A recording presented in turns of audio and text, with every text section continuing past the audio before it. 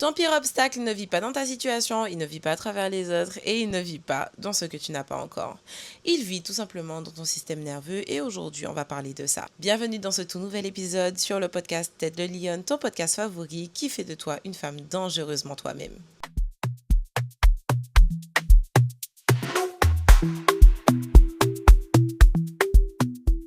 Alors, je sais que je vais me faire incendier avec cet épisode décadent, mais si ça peut te permettre d'y voir un petit peu plus clair afin que tu rafles tout sur ton passage, je prends quand même le risque de me faire bien incendier. Comme tu l'auras compris, le titre parle de lui-même lorsqu'on veut changer de vie. L'obstacle le plus gros qu'il puisse exister, c'est nous-mêmes. Ce ne sont pas les autres, ce ne sont pas les circonstances ou les divers coups du sort comme on le prétend tous, mais c'est toi et ça. Il faut que tu l'entendes. Le système nerveux autonome ne distingue pas une menace physique d'une menace identitaire. Donc, lorsque tu envisages de changer, par exemple, de quitter ce travail, cette relation, cette ancienne version de toi, ton système nerveux active exactement le même protocole que si tu étais en danger physique. C'est tout simplement la théorie polyvagale de Stephen Porges. En gros, ton système nerveux a 3 états qui sont la sécurité, la mobilisation et ce qu'on appelle le shutdown. Donc en gros, changer de vie neurologiquement ressemble à sortir de sa zone de sécurité.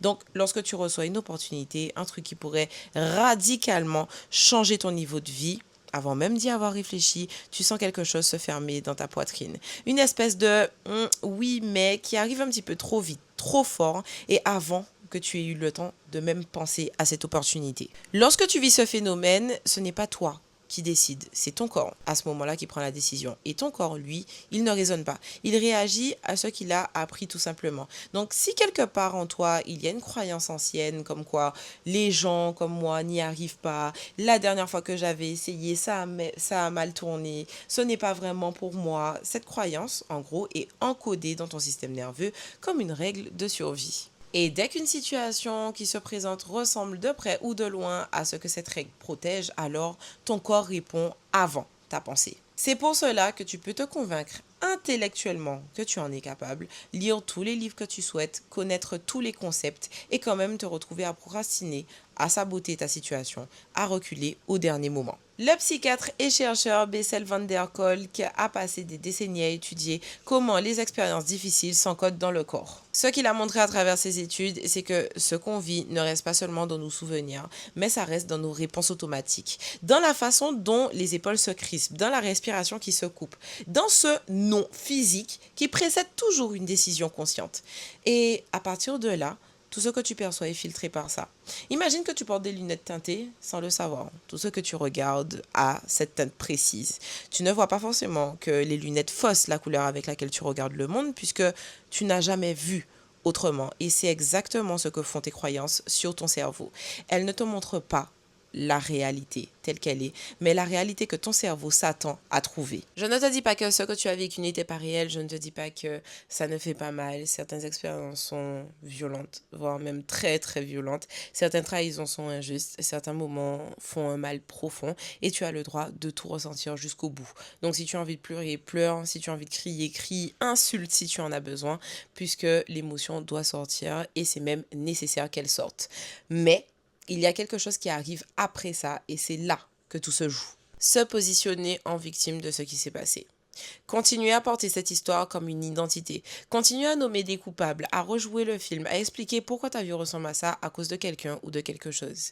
C'est le choix le plus confortable et c'est le plus destructeur que tu puisses faire pour toi. Parce que se plaindre, ça veut dire une chose. Ça veut dire que tu n'as aucun pouvoir sur ce qui t'arrive. Et lorsque tu répètes ça assez longtemps, ton cerveau finit par en faire une vérité. Ton plus grand pouvoir, aujourd'hui, il n'est pas dans ce qui t'arrive.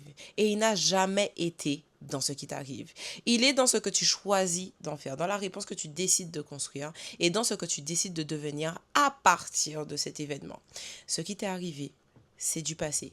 Tu ne peux pas refaire le film, mais tu peux décider de ce que ce film t'a appris. Tu peux décider ce qu'il a construit en toi ou tu peux décider de le rejouer en boucle jusqu'à ce qu'il devienne toute ta vie.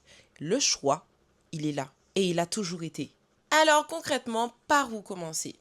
Tout simplement par la question que tu te poses après l'événement. Parce que la question que tu te poses après une expérience difficile, c'est elle qui reprogramme le tout. La plupart des gens se demandent pourquoi. Pourquoi ça m'est arrivé à moi ? Pourquoi ils ont fait ça ? Pourquoi la vie est-elle si injuste ? Pourquoi ? Et le pourquoi, lui, il t'enferme, il t'oriente vers le passé, vers ce que tu ne peux plus changer, vers les autres et vers ce qui t'échappe. Alors qu'à l'inverse, la question qui libère, c'est tout simplement le quoi. Qu'est-ce que ça m'apprend sur moi? Qu'est-ce que je veux construire à partir de là? Qu'est-ce que je ne veux plus jamais accepter? Une seule question de différence, mais un basculement complet. Le pourquoi te maintient dans l'histoire alors que le quoi t'ouvre vers la suivante. Et il y a un concept que j'aime beaucoup, que je trouve rare, mais que je trouve vrai. L'antifragilité. Alors, l'antifragilité, ce n'est pas de la résilience, puisque la résilience, on en parle partout, on dit que c'est l'art du rebondissement, de tenir, de résister, mais la résilience, c'est revenir au même niveau qu'avant. En gros, c'est survivre. À l'inverse, l'antifragilité, c'est autre chose, c'est devenir plus fort grâce à ce qui t'a traversé, pas malgré, grâce. Le concept de l'antifragilité dit une chose simple mais radicale. Certains systèmes ont besoin de chocs pour se développer et toi, tu es ce système. Chaque expérience difficile que tu as vécue contient quelque chose, une information sur ta capacité réelle, sur ce que tu peux traverser, sur ce que tu refuses de subir encore, sur ce que tu es lorsque tout s'effondre autour de toi. Mais cette information ne fait rien toute seule. Cette information attend. Et ce qu'elle attend, c'est tout simplement que tu te décides, que tu décides d'en faire quelque chose. Je pense sincèrement à toutes les femmes qui ont vécu une rupture dévastatrice et qui ont construit à partir de là la version la plus alignée d'elles-mêmes. Pas parce que la rupture était un cadeau en soi ou en apparence, mais tout simplement parce qu'elles ont refusé que ce soit juste une blessure. Elles en ont fait quelque chose de beau, un point de bascule. Et c'est ça l'antifragilité. Ce n'est pas nier la douleur, mais c'est de lui donner une fonction. Ce qui t'est arrivé ne peut pas être effacé. Il ne pourra jamais être effacé, mais il peut être intégré. Et un jour, si tu te donnes la peine de faire ce cheminement, de faire ce travail, tu regarderas en arrière et tu comprendras que c'est exactement là, dans ce moment, que tu aurais jamais voulu vivre, que quelque chose d'important est en train de germer. Tu l'auras compris, si tu veux changer de vie, femme, il va falloir que tu acceptes que ton obstacle te ressemble. Il nous ressemble tous et c'est à toi de choisir l'issue que tu souhaites prendre. Le regret d'avoir toujours regardé avec une seule paire de lunettes ou de décider tout simplement du filtre avec lequel tu souhaites grandir. Sois comme la balle en caoutchouc. J'aime bien prendre l'exemple de la balle en caoutchouc. Plus elle prend des coups, plus elle rebondit vite et fort. Et si toi aussi tu veux apprendre à devenir cette balle en caoutchouc que rien n'arrête, je te donne rendez-vous en description tout simplement pour booker ton premier rendez-vous. D'ici là, prends soin de toi. J'espère que cet épisode t'a plu autant que moi et je te dis à la prochaine dans un prochain épisode. Ciao, ciao!